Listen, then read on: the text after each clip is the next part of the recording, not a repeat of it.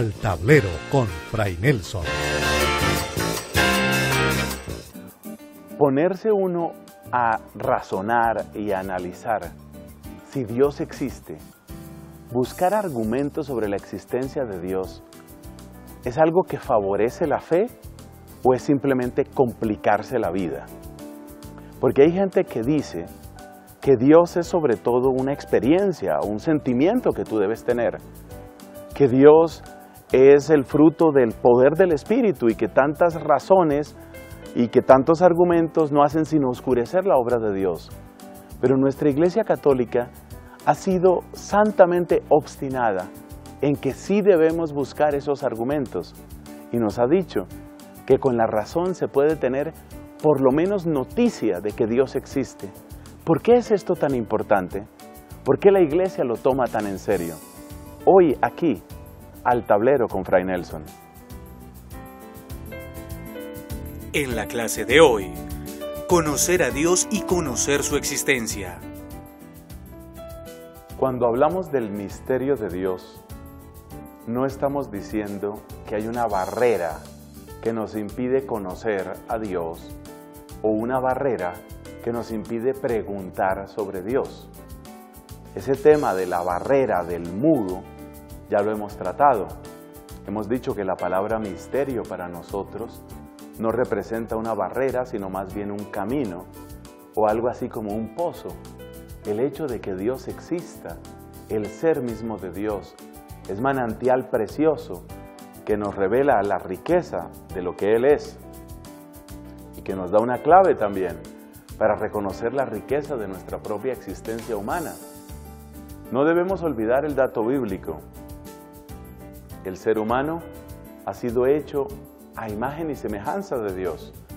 Esto quiere decir que cuanto mejor conocemos la hermosura, la santidad, el poder de Dios, también conocemos mejor la vocación humana. ¿Qué quiere decir ser plenamente humanos? Lo primero que hay que hablar sobre el misterio de Dios es, por supuesto, su existencia. Y sobre este solo tema se podrían hacer muchísimos programas, porque aquí deberían entrar todas las controversias con los que dicen que Dios no existe, o con los que dicen que hay muchos dioses, o con los que dicen que Dios es una creación de la mente humana, como por ejemplo aquel famoso ateo, Luis o Ludwig Feuerbach, que decía, no es que Dios haya creado al hombre, fue el hombre el que creó a Dios. También tendríamos que entrar a discutir con los agnósticos, es decir, aquellos que enseñan que no hay respuesta definitiva, no hay respuesta firme sobre estos temas, sino que simplemente tenemos conjeturas y que cada persona, cada cual debería guiarse por lo que le parece, o probablemente sería más sabio no pronunciarse sobre un tema semejante. Como se ve, son muchísimos los interlocutores y muchísimos los críticos cuando se trata de la existencia de Dios. Y hasta ahora solo he mencionado aquellos que desde fuera de la fe critican el hecho mismo de afirmar que hay un Dios. Pero incluso dentro de la fe, es decir, dentro del cristianismo, hay personas que consideran que entrar en esa búsqueda racional de la existencia de Dios es tiempo perdido o quizás es una ocupación un poco peligrosa. Y hay tres motivos principales por los que los creyentes, aún siendo creyentes, miran con desconfianza el estudio de la existencia de Dios. Vamos a poner esas tres razones brevemente aquí a mano en nuestro tablero. En primer lugar, hay algunos que dicen que a Dios no hay que racionalizarlo, no hay que pensarlo. Y algunas veces dicen, se trata simplemente de una experiencia. ¿La tienes o no la tienes? Se trata de algo así como de un sentimiento. Entonces vamos a decir que hay una corriente, y yo la voy a llamar aquí la corriente sentimentalista, que dice que a Dios simplemente hay que sentirlo, que si tú has tenido experiencia de Dios, entonces tú sabes que hay un Dios y tú sabes que ese Dios existe. Y si otra persona no lo ha tenido, pues no lo ha tenido. Digamos que hay algo bueno en esta postura sentimentalista, y es que nos está recordando que Dios quiere tener un encuentro personal con nosotros. No es un microbio, no es una aleación de metales, no es una constelación en el firmamento, no es algo que podamos meter en el laboratorio, ni ver con el telescopio, ni buscarlo con el microscopio. Quiere tener con cada uno de nosotros un encuentro personal. Eso es una cosa buena en esta postura que enfatiza el aspecto del sentimiento. Pero hay muchas cosas que son cuestionables en la postura sentimentalista. Por ejemplo, ¿qué pasa con el que dice, pues si tú tienes esa sensación, ese sentimiento sobre Dios, qué bueno para ti, si a ti te sirve eso, quédate con eso, pero ese eres tú, yo no he tenido ese sentimiento, yo no me he encontrado, como decía una vez un ateo, yo no me he encontrado con ese Señor, no me interesa. Y esa postura nos dejaría sin ninguna respuesta. Además, cuando se recluye a Dios en la esfera de los sentimientos, entonces resulta que es muy difícil entrar en el mundo de los sentimientos de otra persona, porque así como es muy difícil mandarle a alguien que se enamore de otra persona que no le gusta, pues así también nos vamos a encontrar que si Dios es un sentimiento, tal vez lo que tú sientes sobre Dios no es lo que yo siento sobre Dios. Y quizás tú sientes que tu Dios es un Dios que aplaude y que complace todo lo que tú haces. Entonces tú llevas una vida promiscua, tú llevas una vida irresponsable, no le ves ningún problema al uso de la droga, pero Dios está de tu lado. Y nosotros hemos tenido algunas grandes estrellas de la canción que vivían repitiendo Dios te bendiga, Dios te bendiga, Dios te bendiga, pero consuma droga y todo tipo de orgías y todo tipo de desórdenes, y Dios para arriba y Dios para abajo, pero ese Dios está muy de acuerdo con todo lo que a mí se me dé la gana. Entonces fíjate que llegar a Dios únicamente por vía de sentimiento es algo muy cuestionable, porque desarma la evangelización de entrada, porque el ateo me va a decir, yo no tengo lo que tú sientes, así que calla esa boca, no me interesa lo tuyo. Y además, nadie tiene control alguno sobre eso que la otra persona dice estar sintiendo. Hay otros que dicen que no hay que entrar en esta postura de análisis de la existencia de Dios, porque nadie se va a convertir de esa manera. Es decir, si nosotros queremos llevar la evangelización, si nosotros queremos que la gente se convierta, pues los argumentos filosóficos, de los cuales vamos a hablar un poco después, los argumentos filosóficos no van a ser la herramienta principal. Es decir, si yo como ser humano tengo sentimientos de culpa, o de absurdo, o de soledad, o de dolor, y llega un filósofo y me empieza a explicar el motor inmóvil, que es una de las argumentaciones que presenta, por ejemplo, Santo Tomás de Aquino, sobre la existencia de Dios, entonces, ¿de qué me sirve el motor inmóvil? Es decir, no le voy a rezar al motor inmóvil. Yo no voy a decir que la causa incausada, la primera causa, es la que va a resolver mi sentimiento de absurdo, mi sentimiento de culpa, mi soledad existencial o el problema que yo tengo en mi familia. Nosotros nos damos cuenta que la predicación que brota de la Escritura, la que brota directamente de la Biblia, suele ser una predicación con poder, una predicación potente que entra en la realidad y en la esfera humana. Una predicación que te dice, mira, si tú estás en pecado, el pecado en primer lugar te envenena a ti, sal del pecado. Ese tipo de predicación es una predicación que tiene dientes, que tiene ganas y que tiene garras, y es una predicación fuerte. En cambio, los argumentos filosóficos, los argumentos tomados del cosmos, los argumentos tomados del deseo, de la búsqueda del infinito en el ser humano, esos parece que no tienen dientes, no tienen garras, no tienen fuerza, no sirven para la evangelización. Entonces, así como hay una postura que hemos llamado sentimentalista y que dice que no hay que entrar a analizar la existencia de Dios porque Dios simplemente hay que sentirlo. Hay otra posición que aquí la vamos a llamar la posición evangelista, la cual dice que para evangelizar uno no necesita esa cantidad de argumentos. Esos argumentos no convierten a nadie, esos argumentos no llevan esperanza a las personas, luego esos argumentos no nos interesan y por consiguiente no hay que estudiar esos argumentos. Esa es la manera como algunos piensan. ¿Qué tiene de bueno la postura evangelista?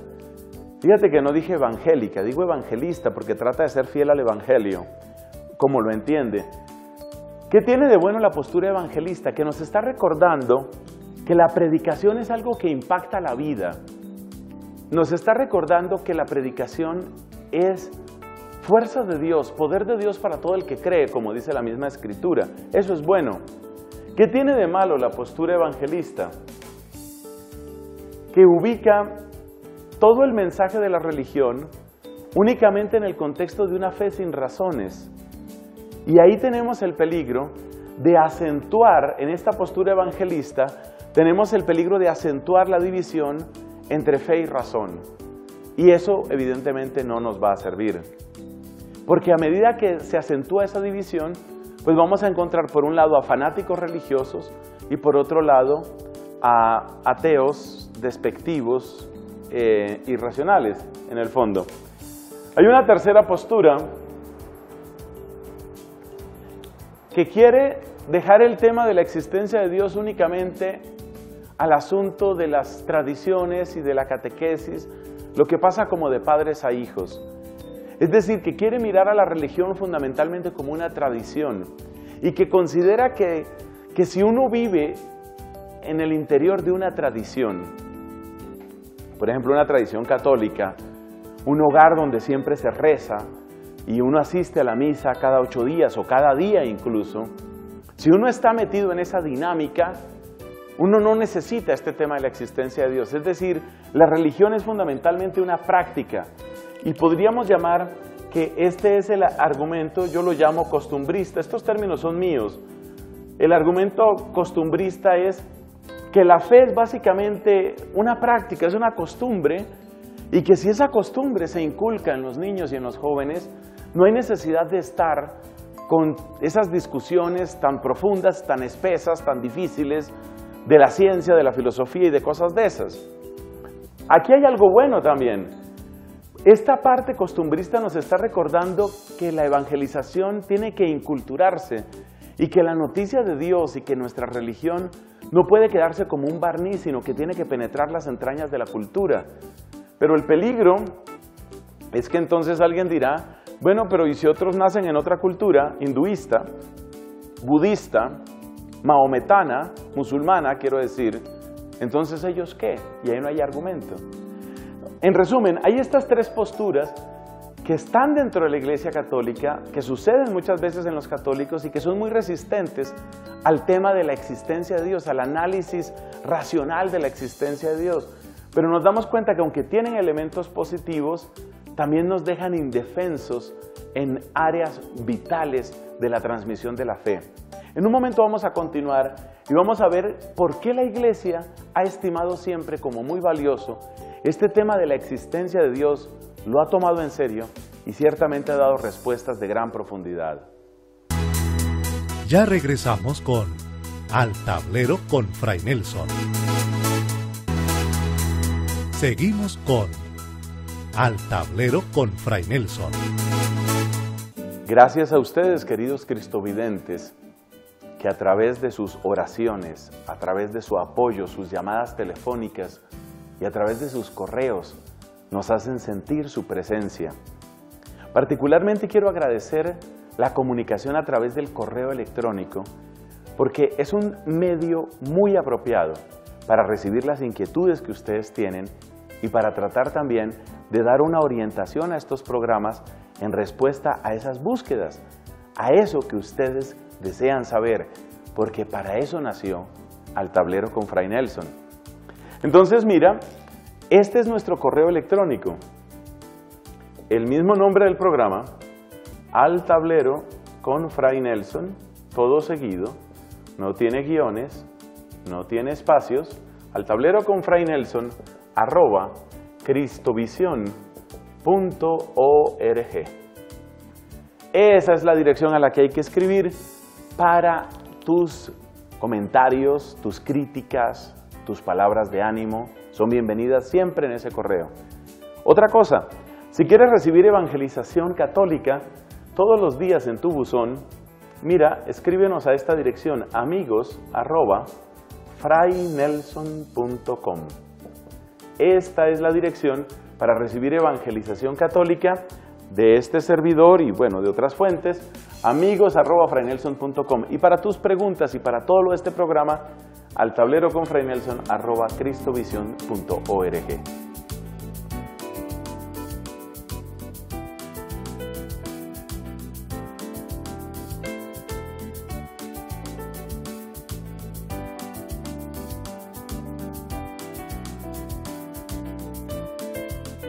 Apreciado Fray Nelson, le agradezco con todo corazón sus programas tan valiosos para la evangelización.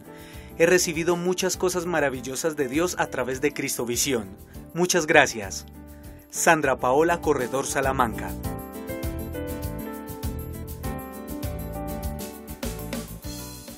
Soy un nuevo aficionado a su programa y agradezco a mis hermanas mayores Lorena y Victoria, quienes son hasta cierto punto las personas que le han dado significado y fortalecimiento a las enseñanzas católicas que mi mamá inició en mi persona.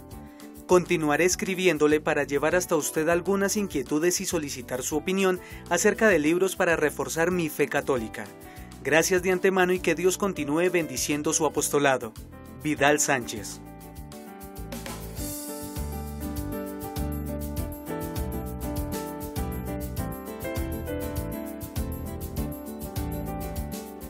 ¿Por qué es tan importante para nuestra Iglesia Católica hablar de la existencia de Dios? Hay gente fuera de la fe y de la Iglesia que tiene una postura completamente opuesta. Los ateos convencidos, algunos de ellos verdaderamente iracundos contra la religión, como un señor llamado Richard Dawkins.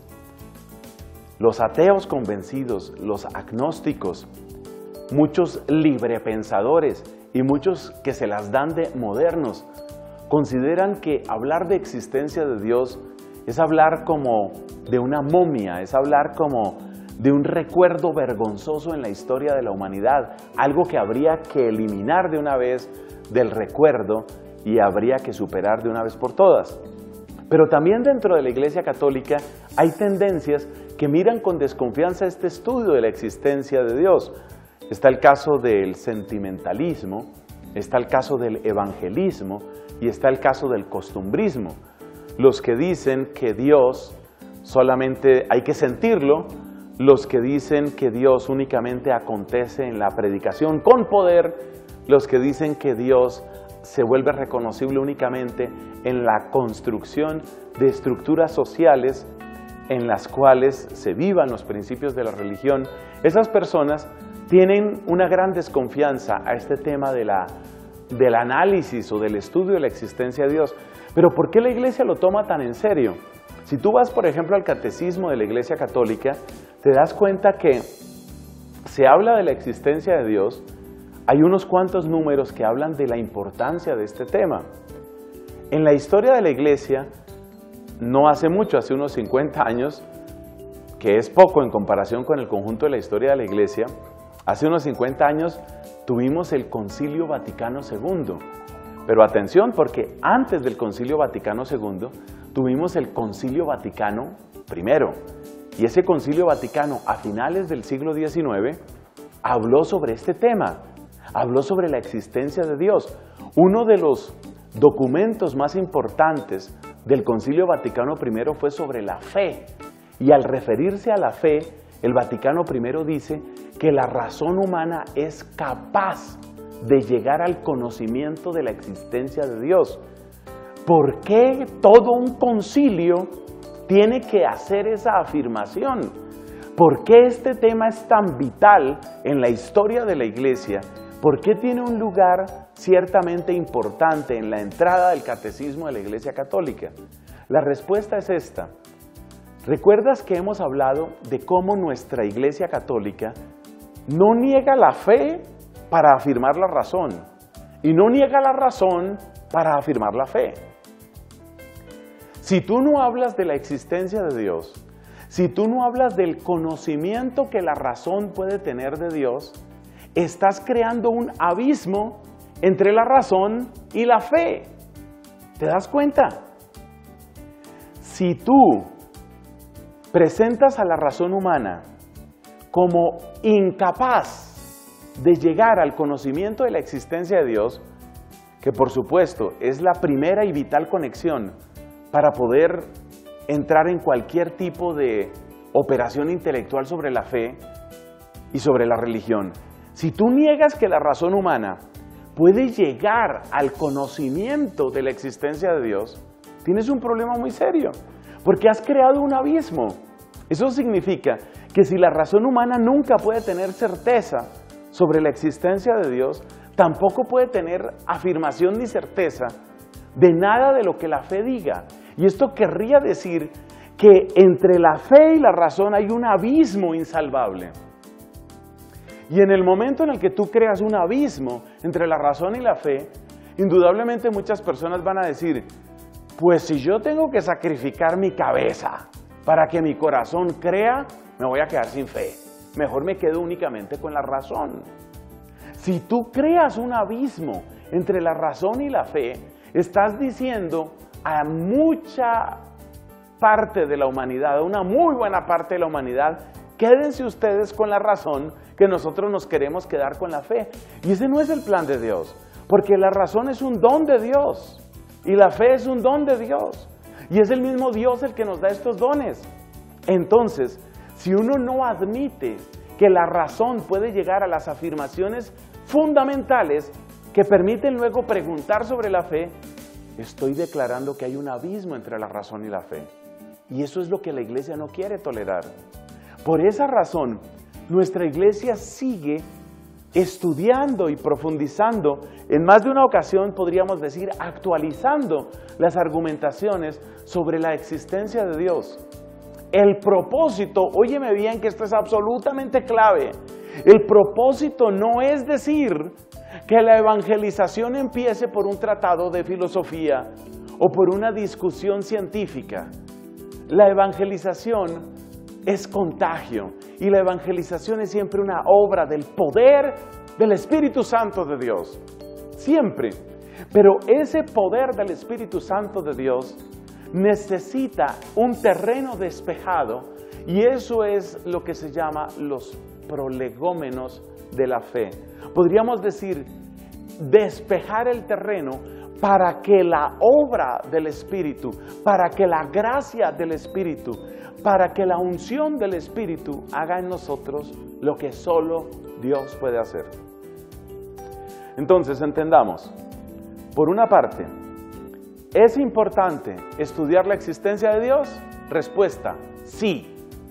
Segunda pregunta, ¿por qué es importante estudiar la existencia de Dios de una manera racional?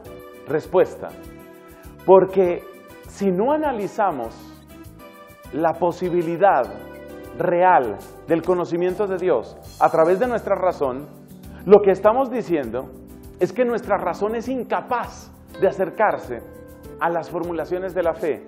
Y cuando nosotros decimos que la razón no puede acercarse a las formulaciones de la fe, hemos creado un abismo entre la razón y la fe. Y entonces le estamos diciendo a toda la gente pensante, quédense allá y no vengan aquí a la fe. Eso es absurdo. Por eso es importante.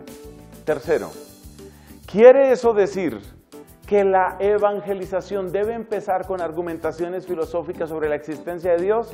Respuesta, no propiamente. La evangelización propiamente dicha siempre proviene de una narración, de un testimonio, de la obra de Dios y viene de la acción interior del Espíritu Santo, que es el único que convierte los corazones. La evangelización propiamente dicha siempre es transmisión de la buena noticia. La evangelización propiamente dicha siempre es compartir de un testimonio. Pero, Para que esa buena noticia encuentre un oído receptivo, muy a menudo es necesario quitar obstáculos, allanar el terreno.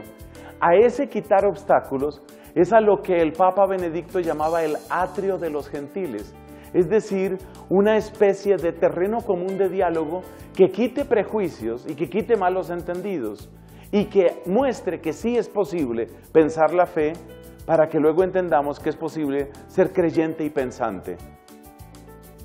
Última pregunta entonces. ¿Quiere eso decir que mi espiritualidad no depende del conocimiento racional de la existencia de Dios? Mira, la espiritualidad es el florecer de la obra del Espíritu en ti. Y la obra del Espíritu para florecer en ti no es requisito indispensable el conocimiento de las argumentaciones filosóficas. Eso no lo necesitas. Pero, como iglesia, en cuanto a iglesia, sí que necesitamos tener respuestas para ese tipo de inquietudes, porque como iglesia no podemos permitir el ya mencionado abismo, falso abismo por supuesto, entre la razón y la fe.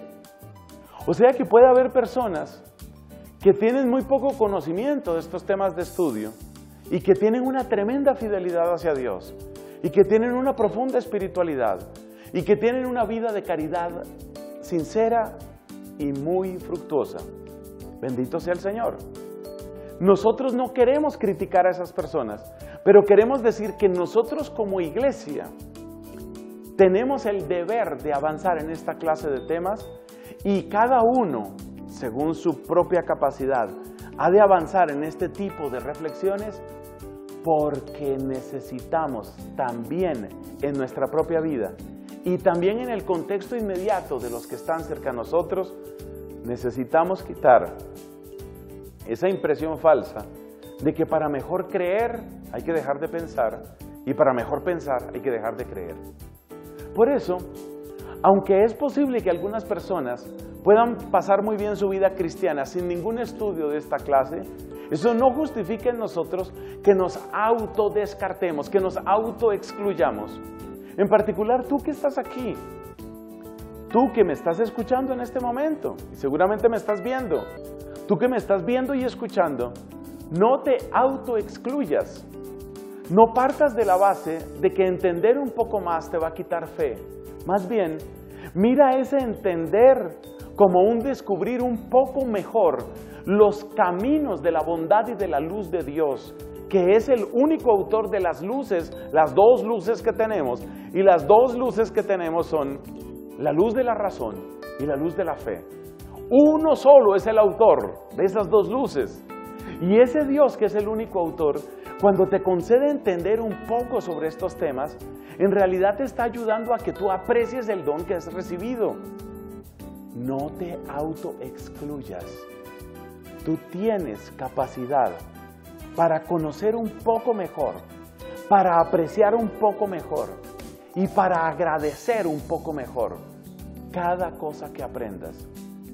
Yo pienso que en este siglo XXI, que hemos iniciado no hace mucho, en este siglo XXI que todavía podemos declarar en su infancia, nuestro pueblo católico tiene que mejorar notablemente su nivel de formación.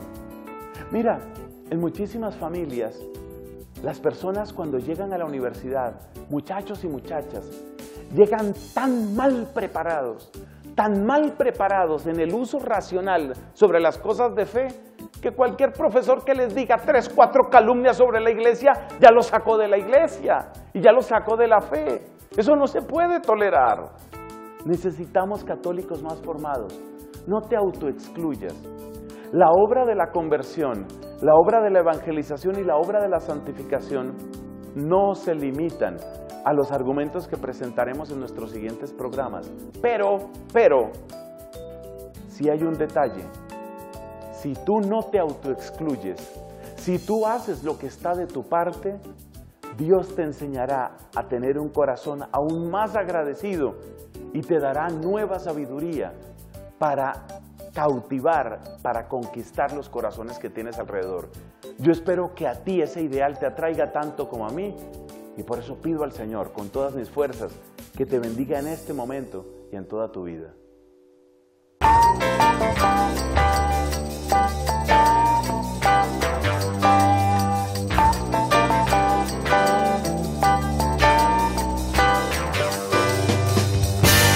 Al Tablero con Fray Nelson.